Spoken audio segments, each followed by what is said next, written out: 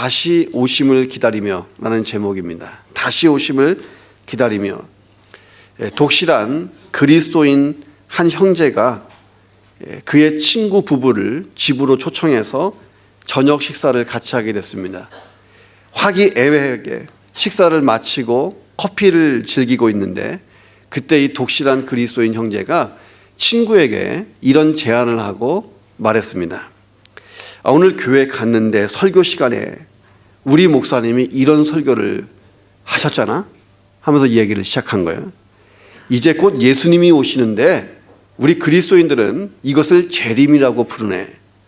그때 어떤 일이 벌어지냐면 예수님을 믿는 모든 사람들은 예수님을 따라서 하늘로 올라가서 천국에 들어가는 거야.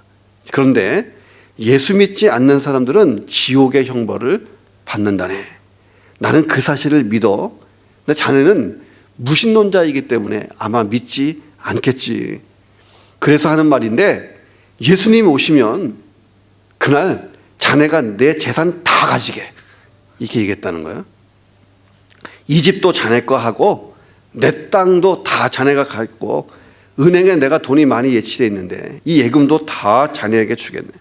다 합치면 한 100억쯤 될 걸세. 자, 차도 전부 자네가 가지게. 각서 써줄까? 각서를 써달라고 하면 지금 당장 써주지. 그러면서 각서를 딱 써줬습니다. 친구 집에 초대 갔다가요, 횡재 맞았잖아요. 이 부부가 좋아서 집에 돌아왔습니다. 잠이 오질 않아요. 너무너무 좋아서 각서까지 받았으니 그 예수라고 하는 분이 빨리 좀 왔으면 너무 좋겠는 거예요. 근데 월요일이 지나고 화요일이 지나고 지나가는데 날이 갈수록 마음이 불편한 거예요. 그 좋았던 마음이 흔들리기 시작하고 어두워지기 시작했습니다. 한편으로 이런 생각이 들었어요. 야, 내 친구가 자기의 모든 것을 각서까지 쓰면서 한 점 아쉬움 없이 선뜻 포기할 만큼 하나님 나라 천국이 그렇게 좋은 건가? 그리고 지옥의 형벌을 당할 걸세. 이 말이 떠나지가 않는 거예요. 마음에 부딪힘이 왔습니다. 몇 날을 고민하던 부부가 드디어 친구에게 전화합니다. 이복의 친구, 나에게 자네의 전 재산 주지 말고 예수 믿고 구원받고 천국 가는 방법 좀 알려주게. 우리도 같이 가고 싶네. 했다는 이야기가 있어요. 자, 이야기 속에서 우리가 그리스도인이라면 이 형제처럼 살 수 있을까? 종말론적인 삶을 살 수 있을까 하는 것입니다. 주님의 오심을 기다리며 그리스도인이 살아가는 모습 중에 가장 아름다운 모습은 나그네 같은 삶인 거예요. 마치 이곳에 내가 잠시 여행을 왔던 나그네처럼 살아가는 것입니다. 이게 나그네의 영성이라는 거예요. 그것은 우리의 직업과 재산을 다 버리고 막 주님을 따르라는 것이 아니라 그것에 연연하지 않는 것입니다. 하늘의 가치와 하늘의 기쁨 때문에 그것이 이 땅에 우리의 삶을 주관하는 나그네의 영성으로 살아가는 것입니다. 제가 중학교 다닐 때에 수련회를 갔는데 한 남자 집사님이 우리에게 가스펠송 하나를 알려줬어요. 그때 당시엔 참 재미없었는데 지금도 제가 외우는 걸 보면 굉장히 귀중한 가스펠이었습니다. 아시는 분 같이 불러봐도 괜찮겠는데요. 죄 많은 이 세상은 내 집안이네. 내 모든 보화는 저 하늘에 있네. 저 천국 문을 열고 나를 부르네. 나는 이 세상에 정들 수 없도다. 오 주님 같은 친구 없도다. 저 천국 없으면 나 어떻게 하나. 저 천국 문을 열고 나를 부르네. 나는 이 세상에 정들 수 없도다. 그때는요 생각 없이 따라 불렀어요. 내 나이 16살에 뭔 미래를 그렇게 걱정하겠어요. 살 날이 많이 남았는데. 근데 지금도 제 입가에 맴도는 걸 보면 이 가스펠이 주는 의미가 참 크다는 생각을 가졌습니다. 예수님이 어떤 마을에 갑자기 나타나신 거예요. 아무도 기대하지 않았는데 예수님이 그 마을에 갑자기 오셨어요. 맨 처음 예수님을 본 성도가 급하게 당황한 거예요. 급당황해서 자기가 제일 신뢰하는 권사님한테 빨리 가서 알렸습니다. 권사님, 큰일 났어요. 우리 마을에 예수님 오셨어요. 저기 보세요. 우리 교회 쪽으로 걸어오시잖아요. 어떻게 해요? 이 권사님도 급 당황한 거예요. 전도사님께 급히 전화를 했습니다. 전도사님, 큰일 났어요. 어떻게 해요? 예수님이 우리 교회 쪽으로 오시는데요. 전도사님이 권사님 잠깐만 기다리세요 하고 목사님께 급히 연락을 했습니다. 자, 그러자 목사님이 사택에 있다가 교회로 오신 거예요. 교회 오니까 성도들이 교회에서 놀고 먹고 차 마시고 있었어요. 여러분, 예수님이 오셨대요. 거 놀고 있지 말고 다들 바쁜 척 하세요. 바쁜 척. 했다는 이야기가 있어요. 지어낸 이야기인데, 예수님의 재림을 기대하지 않고 있다가 교회에서 남 얘기하고 시시낙낙하다가 갑자기 주님이 출몰하시니까 골몰했다는 웃지 못할 이야기가 돌아다닌다는 것입니다. 자, 그런데 이런 이야기가 지어낸 얘기가 아니라 실제로 예수님이 처음 이 땅에 오셨을 때 똑같은 현상이 일어났다는 거예요. 마태복음 2장에 보니까 예수님이 탄생하실 때, 처음 예수님이 이 땅에 오셨을 때에 동방에서 박사들이 그 별을 보고 경배하기 위해서 몇 달 동안 왔어요. 몇 달 동안 와서 유대 땅에 들어왔을 때에 어떤 일이 벌어졌는가를 소개하고 있습니다. 동방 박사들은요, 당연히 메시아가 예루살렘에서 태어난 줄로 믿고 예루살렘에 와서 메시아가 어디에 계십니까? 라고 사람들한테 묻고 다녔어요. 이때에 이 소식을 들었던 유대왕 헤롯이요, 뒤로 넘어갔어요. 깜짝 놀랐습니다. 메시아가 온다는 사실에 놀랐습니다. 자, 온 예루살렘의 사람들이요, 어떻게 반응했는가? 마태가 짤막하지만 매우 분명하게 진술했습니다. 헤롯 왕과 온 예루살렘이 듣고 소동한지라. 한마디로 딱 요약해놨습니다. 소동했다. 헬라어로 보면 타라소라고 하는 단어인데, 혼돈에 빠졌다, 급 당황했다, 이런 뜻입니다. 그래서 우리 성경 말고 공동 번역에 보면 당황하고 술렁거렸다라고 나옵니다.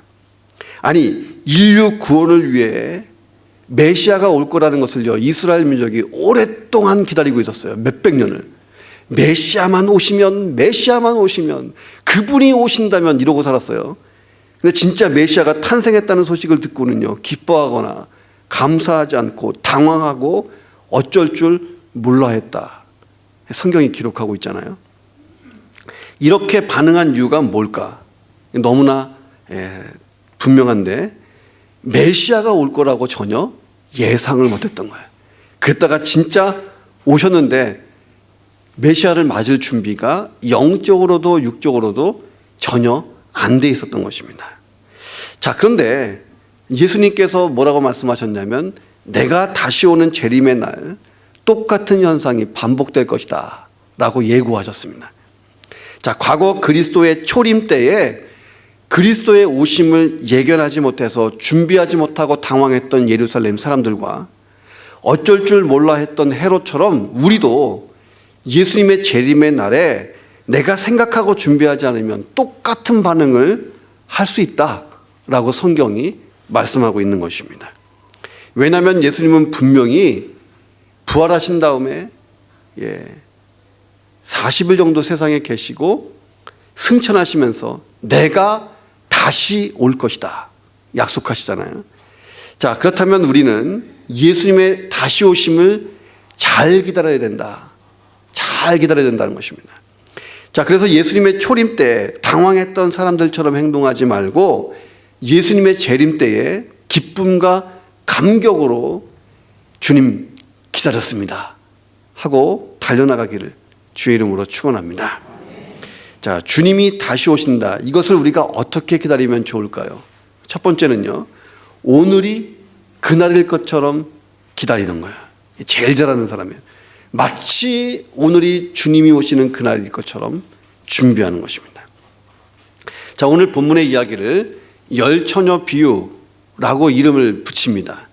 자, 고대 팔레스타인에서 결혼할 때에 하루 만에 결혼식이 끝나는 게 아니고 일주일 정도 결혼식 축제가 계속 진행됩니다. 자, 그리고 이 결혼식은요, 낮에 열리지 않고 밤이나 한밤중에 열렸어요. 왜냐하면 중동 지역이 굉장히 덥잖아요. 또 밤에 결혼식을 하거나 한밤중에 이렇게 합니다. 자, 결혼식은 이렇게 진행돼요. 신랑이 친구들과 함께 재미있게 어울려서 놀다가 오랜 시간을 즐기다가 한밤중이 되면 신부를 데리러 행진을 합니다. 신부의 집으로 자기 신랑 친구들을 데리고 쭉 행진해서 가는 것입니다. 자, 그러면 신부는요, 집에서 기다리는 거예요. 자기 친구들을 다 모아놓고 언제 도착할지 모르는 신랑을 기다리는 것. 이게 이스라엘의 결혼 풍습이었습니다. 자, 그리고 신랑이 도착하면 신부와 친구들이 쫙 나가서 들러리를 섭니다. 그리고 신랑을 영접하고 그때 손에 들고 있던 등불에 불을 켜요. 그때부터 신랑의 집까지 연등 행렬이 쫙 이어지는 것입니다. 그 당시의 결혼 풍습이에요. 자, 예수님이 이 풍습을 가지고 오늘 본문의 이야기를 하셨다는 거예요. 자, 그런데 이 본문의 이야기를 보니까 가끔 이런 일도 있었습니다. 신랑이 빨리 오면 좋은데 길이 멀다가 아니면 뭐 하다가 보니까 좀 늦는 경우가 있어요. 의외로 많이 늦어지는 경우가 있어서 아주 한밤중에 결혼식이 열리는 경우도 있습니다. 밤이 깊어가고 하늘에 별이 하나 둘씩 뜨기 시작하면 악성 소문이 번지기도 합니다. 그때 뭐 카톡이 있습니까? 라인이 있습니까? 전화가 있어요. 예. 그러니까 신랑이 하도 안 오니까 이빠른 신부의 들러리 중 하나가, 야, 너 혹시 바람 맞은 거 아니야? 예.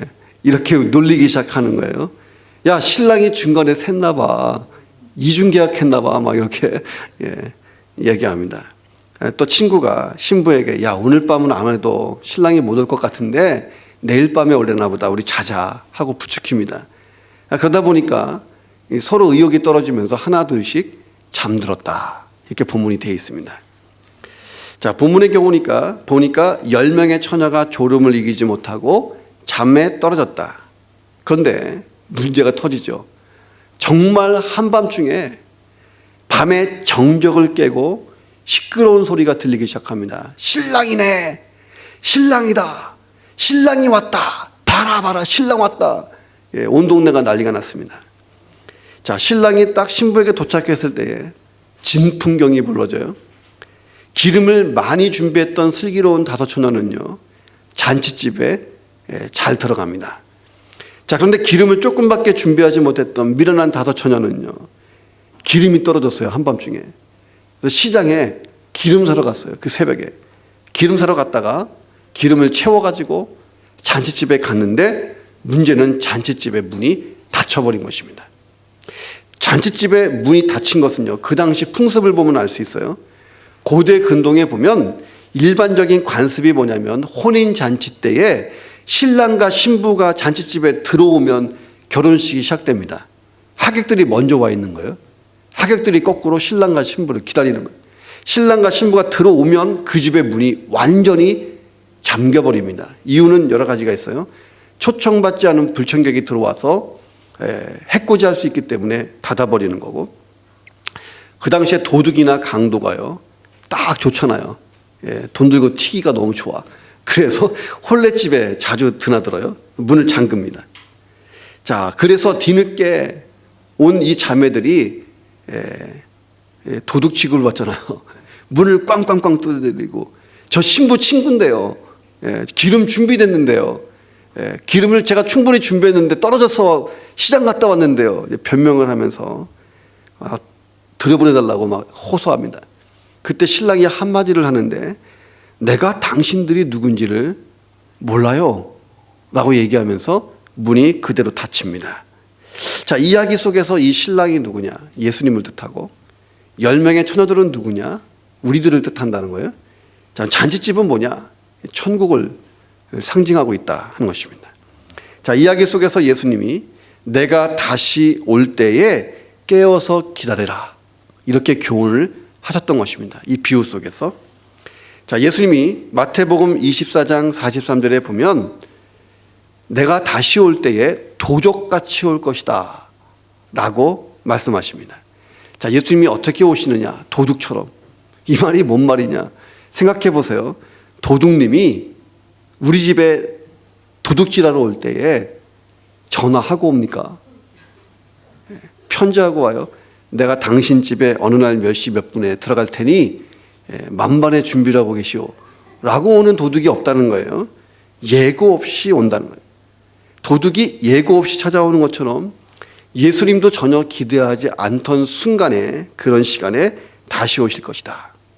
제가 학교 다닐 때에 우리끼리도 많이 사용하던 단어가 있었는데 동작 그만이라는 단어가 있어요. 한국의 코미디 프로그램 중에 동작 그만이 한때 전국을 강타해서 넘버 원이 된 적이 있었어요. 참 재밌는 거였는데, 동작 그만 궁금하시면 유튜브 보시면 아직도 나와. 동작 그만. 군대나 학교에서 많이 사용하는 단어입니다. 그러니까 지휘관 또는 선생님이 갑자기 내무반이나 교실에 나타나서 동작 그만 하고 외치면요, 가만히 있어야 돼. 움직이면 이제 한 대 맞아요. 멈추고 가만히 있으면 딱 그 상태를 가지고 평가합니다. 제가 학교 다닐 때 무서운 선생님 하나 있었는데, 이분이 꼭 호루라기를 들고 다니고 이 방망이를 들고 다녀요. 야구 방망이. 어느 날 교실 문을 확 열고요, 쉬는 시간에 동작 그만 딱 서 있어요. 도시락 까먹다 딱 걸려요. 도시락 먹다가 걸리는 학생이 있고, 만화책 보거나 성인 잡지 보다 걸리는 친구들 꼭 있어요. 선생님이 야 걔 뭐 이렇게 하는데 그냥 딱 걸렸어. 막 선생님이 이제 그러죠. 선생님 욕하다 걸리고, 그 당시 학생들이 했던 도박이 하나 있었는데 이친이 쌍 하는 짤짤이라는 게 있었어요. 짤짤이 하다가 딱 하는데 걸린 거야. 잠시 후에 그 학생들만 다 복도로 불리잖아요. 그때부터 환란과 핍박이 임하는 것입니다. 아무리 착한 일을 잘하고 있으면 뭐예요? 바로 그 순간에 나쁜 일 하고 있으면 억울한 거야. 나 원래 이런 사람이 아닌데요. 호소해봐도 소용이 없는 것입니다. 여기저기서 탄식 소리가 나는 거예요. 중요한 게 뭐냐면 주님이 오실 때 동작 그만이 된다는 것입니다. 그러니까 존 웨슬레 목사님이 50년을 좀 넘게 사셨는데 짧은 생을 살았잖아요. 근데 엄청난 성취를 이루신 분입니다. 웨슬리 목사님은 자기의 생애 50년 정도의 기간에 42,000번의 설교를 했습니다. 그러니까 어마어마하죠. 200권 이상의 책을 쓰고 교통이 불편하던 시대에 40만 킬로미터를 걸어다니면서 전도 여행을 했다 하는 것입니다. 어떤 사람이 웨슬레 목사님에게 이런 질문을 했어요. 목사님, 예수님이 지금부터 10시간 뒤에 오신다면, 그래서 우리 생애가 끝난다면 10시간 동안 목사님 뭐 하실 거예요? 궁금했어요. 물어봤습니다. 웨슬리 목사님이 웃으면서 이렇게 대답했어요. 늘 하던 대로 할 겁니다. 이게 얼마나 짧은 대답이지만 깊은 대답인지 몰라요. 자, 당신은 예수님이 내일 오신다면 어떻게 하시겠습니까? 안 하던 새벽 큐티 하고요. 새벽 예배도 가고요. 중보기도도 하고요. 교회 가서 안내도 보고요. 밥당문도 하고, 우리 남편에게 복음도 전해야 되고, 얼마나 할 일이 많아요. 그런데 저요, 늘 하던 대로 하겠습니다. 이게 얼마나 강력한 답이냐 하는 것입니다. 자, 예수님이 다시 오실 때에 그때를 우리가 아는 방법이 있을까? 예수님은 뭐라고 말씀하시냐면 방법이 있다는 거예요. 생각하지 않는 때. 야, 설마 오늘 오시겠어? 그날 올지 모른다는 거예요. 생각하지 않는 때에 오신다. 성경이 분명히 가르쳤어요. 자, 그날과 그 시는 아무도 모르고 도둑처럼 호련히 온다. 그런데 생각지 않은 그날에 온다. 자, 그런데 역사상 수많은 이단들이 예수님이 오시는 날짜를 지정해 놓고 가르친 적이 있었습니다. 자, 1992년 10월 31일 한국 사회에서 정말 큰 이슈가 된 밤이잖아요.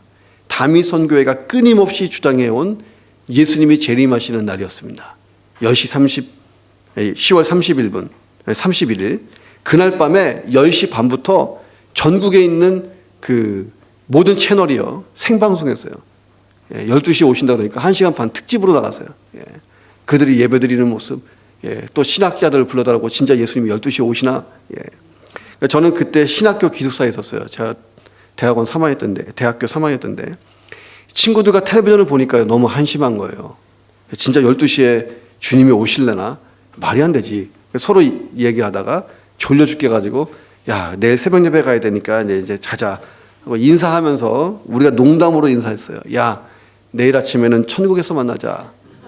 인사했는데 다음날 우리가 식당에서 만났다.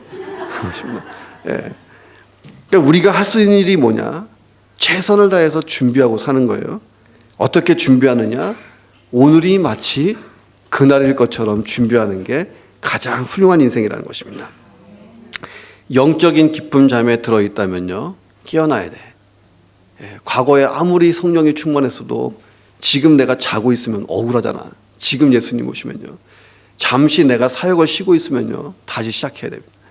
죄악의 길에 있다면 빨리 돌이키고, 내가 좀 게으르면 다시 부지런히 주의 일을 좀 하시기를 주님의 이름으로 축원합니다.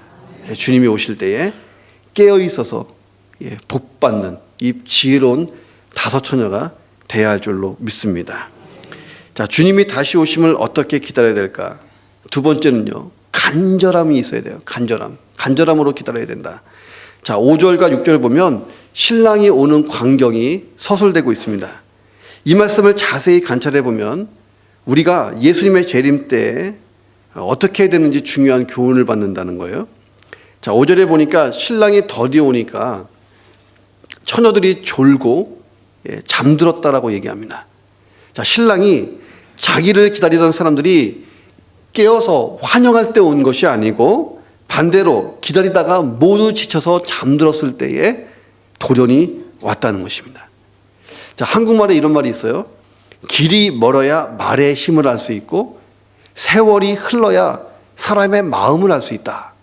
다시 말하면 길이 멀고 험해야 내가 타고 가는 말이 건강한지를 알 수 있고 세월이 흘러서 온갖 풍상을 다 겪어봐야 내 옆에 있는 이 사람의 우정과 사랑이 진실한 것인지를 알 수 있다는 말이 있습니다. 자, 우리가 예수님께 질문해요. 예수님, 왜 빨리 안 오시고 이렇게 더디 오세요? 하면 예수님은 이렇게 말씀하실 거예요. 너가 얼마나 간절하게 나를 사모하는지 보고 싶어서 라고 말씀하실 것입니다. 성경 그대로 하는 거예요. 재림을 기다리는 사람의 마음이 얼마나 진실한가, 이 진실함을 주님이 기대하신다는 것입니다. 누가복음에 보면 시므온과 안나라고 하는 사람이 나와요. 이 시므온은 어느 날 성령님으로부터 하나님의 음성을 듣습니다. 너가 죽기 전에 메시아 그리스도를 만날 거야 하는 응답을 받습니다. 이 시므온은 평생 예수님이 오시기를 기다렸거든요. 예수님 당시에. 자, 이런 계시를 받고 죽을 때까지 예수님을 보기를 사모하고 열망합니다. 자, 그런데 어느 날 성전에서 아기이신 예수님을 만나는 드라마 같은 일이 벌어져요. 자, 그리고 그 아기 예수님을 축복하면서 감사하고 찬송하고 감격하는 이야기가 나옵니다. 자, 성령님이 분명히 시몬에게 얘기했어요. 너 죽기 전에, 시몬이 노인이었거든요. 죽기 전에 예수님 다시 오시는 거 볼 거야. 메시아가 오는 거 볼 거야. 자, 시몬이 오늘 아침에 딱 일어났는데 몸이 좀 뻑적지근하고 오늘은 성전에 가서 기도하는 거 쉴까 했으면 예수님 못 봤을 수도 있어요. 근데 그날 딱 갔는데 마리아와 요셉이 예수님을 안고 성전에 기도받으러 들어오다가 시므온이 딱 만나잖아요. 그래서 그 많은 사람들 중에 시므온이 아기 예수님을 만나는 기적과 같은 일이 일어납니다. 시므온의 마음 가운데는 간절함이라는 게 있었어요. 또 한 사람은 안나라고 하는 여자예요. 남자도 예수님을 만나야 되지만 여자도 만날 수 있다. 안나. 안나는 결혼하고 한 7개월 동안 남편과 살다가 가부가 됐습니다. 그래서 평생 84세가 될 때까지 할 일이 크게 없잖아요. 가정이 없으니까. 그래서 날마다 성전에 와서 주야로 금식하고 기도하고 주야로 금식하고 기도하고 무슨 기도를 했을까? 그 당시 유대인들은요, 메시아가 오기를 기다렸어요. 너무 노마의 압제를 받으니까 힘들고 삶이 팍팍하니까 메시아가 빨리 왔으면 좋겠다 하던 시대예요. 자, 근데 이 안나가 예수님을 만나잖아요. 아기 예수님을 만나고 감격합니다. 자, 그들의 기다림 수십 년을 하루같이 매일매일 빠짐없이 하다 보니까 어느 날 메시아를 만나게 된 것입니다. 늘 하던 대로 하다가 예수님 만난 거예요. 시므온과 안나처럼 우리가 간절히 주님을 기다리지만 늘 하던 대로 있다가 영광스럽게 주님을 만나기를 주님의 이름으로 축원합니다. 처녀들이 왜 깊은 잠에 빠졌는가? 피곤함이 있었겠지만요, 더 근본적으로 얘기하면 간절함이 사라진 거잖아요. 신랑을 기다리는 간절함이 있었다면 하룻밤 정도야 셀 수 있죠. 간절함이 없었어요. 예수님은 부활하시고 승천하시고 초대교회는요, 그 예수님이 다시 오심을 기다림으로 충만했습니다. 마치 대학 입학 시험을 준비하는 학생들처럼 초대교회 교인들은 긴장감을 가지고 살았어요. 오늘 오실지도 몰라, 이렇게. 그래서 만날 때마다 하는 인사가 있었습니다.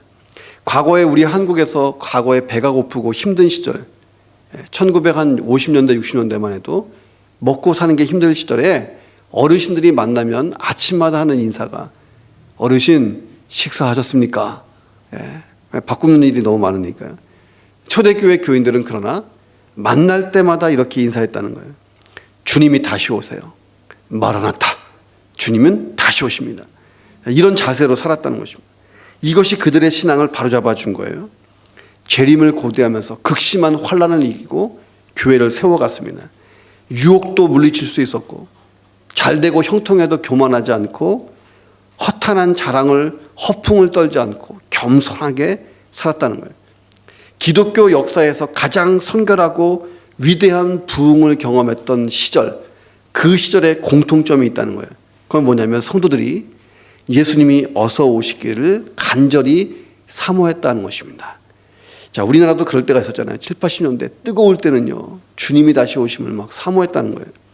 그때마다 하나님께서 놀라운 역사를 일으키십니다.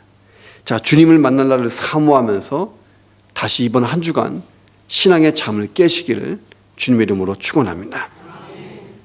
자, 주님의 다시 오심을 어떻게 기다려야 될까? 마지막 세 번째는 준비를 하면서 기다리는 거예요. 그냥 기다리는 게 아니고.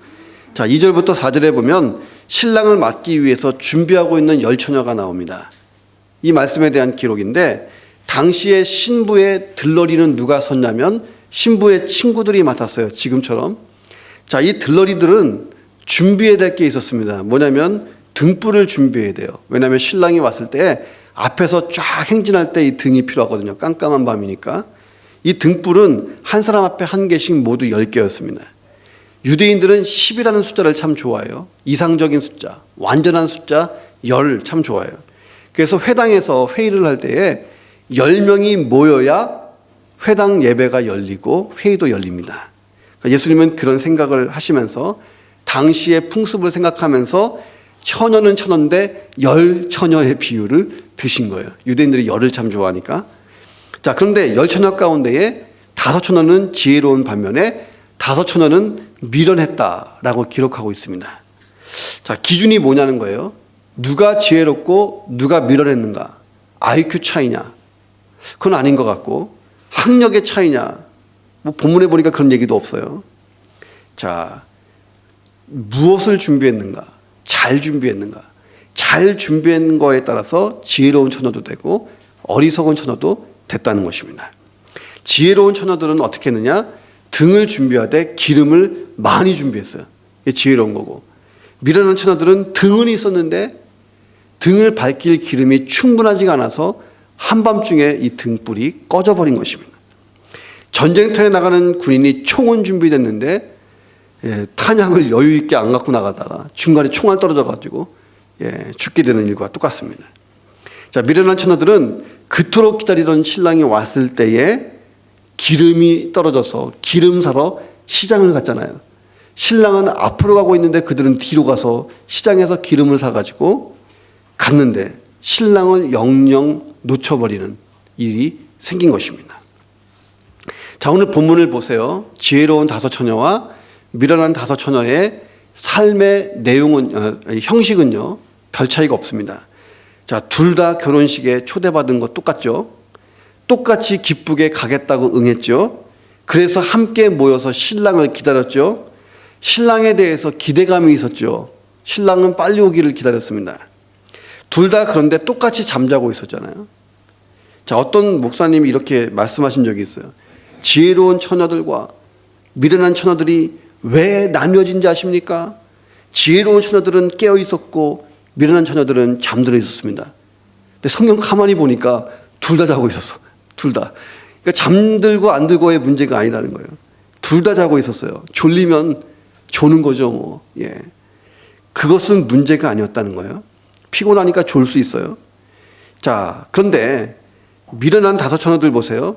지혜로운 처녀들과 똑같이 등도 들고 있었어요. 여기까지는 똑같잖아요. 여기까지는 똑같아. 결정적인 차이가 있었다면 기름이 얼마큼 준비되어 있었는가. 이게 문제였던 것입니다. 이 당시에 이야기 속의 기름은요, 올리브 기름이에요. 올리브 기름은 팔레스타인에서 나는 대표적인 상품입니다. 등불을 밝히거나 병을 치료하거나 귀한 손님이 오시면 머리에 부을 때 쓰는 기름이 올리브 기름이었습니다.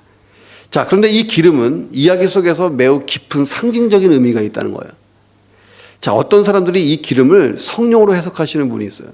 성경에 보면 성령이 기름이 참 기름으로 많이 비유돼요. 그래서 우리가 성령의 기름을 내게 부어 주십시오. 이 기름이 뭐냐? 성령의 뜨거운 역사 같은 거잖아요. 자, 그런데 이 기름을 성령으로만 보기에는 좀 문제가 있다는 거예요. 자, 기름이 성령님이면 이 성령도 기름처럼 다 타면 없어지는가? 말이 안 되잖아요. 하나님은 영원히 계시는데 어떻게 없어져? 성령님이 없어질 수가 없잖아요. 그러니까 성령님이라고 하기엔 좀 그렇고 이것을 조금 더 넓게 보자는 거예요. 자, 이 기름이 뭐냐? 자, 우리가 마땅히 가지고 있어야 될 신앙의 내용, 나의 신앙생활의 풍성함을 뜻하는 줄로 믿습니다. 자, 교회에 출석하는 많은 성도들이 있어요. 다 함께 예배드리고 다 함께 출석을 했으니까 신앙의 내용도 똑같을 것인가? 이건 아니잖아요. 달라요. 똑같이 예배드리고도 다릅니다. 자, 본문대로 한다면 결혼식에 똑같이 초대받고 신랑을 기다리고 있고 또 기름도 준비했고, 다시 말하면 우리식으로 얘기하면 똑같이 예배드렸고 성경 공부도 했고 헌금도 했고 봉사도 했습니다. 자, 근데 둘로 나뉘는 거예요. 자, 열 처녀들을 둘로 나눈 결정적인 기준은 준비성이었습니다. 어떻게 준비했는가? 자, 지혜로운 처녀 충분하게 기름을 준비했잖아요. 미련한 처녀 기름이 충분하지 않아서 떨어졌잖아요. 자, 주님이 다시 오시는 날 우리는 내가 가지고 있는 기름의 양을 가지고 결산하게 된다 하는 것입니다.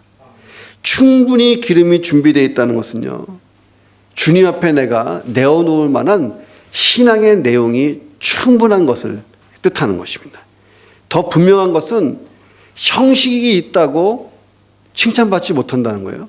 형식 플러스 내용이 있어야 되는데 형식의 내용을 대신하지 못한다. 자, 다섯 처녀들이요, 문을 막 두들기면서 뭐라 그랬겠어요? 신랑님, 우리가 이 등을 가지고 있었어요. 원래 여기에 기름이 여유 있었는데 늦게 오시는 바람에 떨어졌잖아요. 우리 시장 갔다 오다가 늦었잖아요. 그 답이 뭐냐면 당신들을 내가 모르겠다 이렇게 나오잖아요. 자, 문제가 뭐냐면 신랑이 왔을 때 그 등에 불이 붙어 있냐, 이게 문제였던 것입니다. 지금 예수님이 오시면 좋아할 사람이 얼마나 될까? 기독교인들을 대상으로 조사한 통계가 있습니다. 거기에 80몇 % 정도가 예수님 더 있다 오시면 좋겠다, 이렇게. 말이 안 되잖아요. 영원한 천국으로 가는데 예수님이 더 있다 오시면 좋겠다가 이게 말이 되냐? 이유가 뭡니까? 준비가 안 돼 있는 거예요. 내가 나의 영적인 상태와 육적인 상태가 너무 심각해서 이때 오시면 안 되고 조금만 더 있다 오셔야 된다는 것입니다. 내가 하나님 나라 위해서 교회에서 열심히 사역하고 이웃들을 막 사랑하고 전도하고 있을 때에 주님이 딱 오시면 얼마나 좋아. 근데 앉아갖고, 야, 김 집사님 얘기 들었어? 이때 오시면 이게 얼마나 비극이냐 말이야. 이게 얼마나 비극이냐.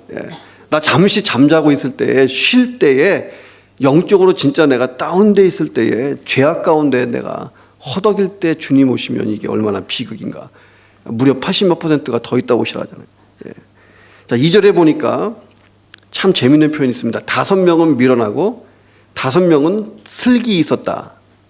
근데 이 시제가 참 중요합니다. 문법적으로 시제를 보니까 미완료 과거 시제로 되어 있습니다. 자, 우리 한국말에는 없고 일본말에도 없어요. 미완료 과거 시제는요, 과거에서부터 지금까지 늘 그 모양 그 꼴이었다. 이 뜻이에요. 과거에서부터 지금까지 늘 그랬다. 그러니까 다섯은 늘 밀어난 애들이고 다섯은 늘 슬기로웠다. 이 얘기입니다. 어느 날 갑자기 그렇게 됐다는 게 아니에요. 그들의 성향이 늘 그랬다. 결국 이 다섯 처녀들은 항상 신중하지 않고 선견지명도 없고 이렇게 살아오다 보니까 신랑을 맞이하는 날도 평소에 자기가 하듯이 에이, 설마 이 밤에 오겠어 이렇게 했던 것입니다. 반면에 이 다섯 처녀들은요, 지혜로운 다섯 처녀는 평소의 삶의 자세가 사력 있고 분별력 있고 신중했다는 거예요. 그래서 그날 밤에 신랑이 올 거라는 확신을 가지고 기름을 충분히 준비했다. 이 두 부류는 늘 그렇게 살아왔다는 거예요. 중요한 교훈이 있어요. 내가 평소에 어떻게 살아왔느냐가 주님이 오시는 그날도 똑같이 나타날 것이다 하는 것입니다. 주님, 제가 오늘은 이렇게 좀 엉망으로 살지만 일주일 뒤에는 변화된 제 모습을 볼 것입니다. 그때 오십시오. 일주일 지나면 늘 똑같아. 늘 똑같아. 그럴 수 있다는 거예요. 오늘 할 일을 내일로 미루지 말라. 내일은 우리 게 아니다. 내일은 주님의 것이고 나는 오늘만 사는 거예요. 자, 오늘 그렇지 못하면 내일도 기약할 수 없다. 마치 오늘이 그날일 것처럼 살아야 되는 줄로 믿습니다. 자, 오늘 본문에 보면 또 재미있는 게 있어요. 미련한 다섯 처녀가 지혜로운 다섯 처녀에게 기름을 빌리려고 했어요. 그런데 빌리지를 못했습니다. 거꾸로 지혜로운 다섯 처녀는요, 이 기름을 주고 싶지만 줄 수도 없었다는 거예요.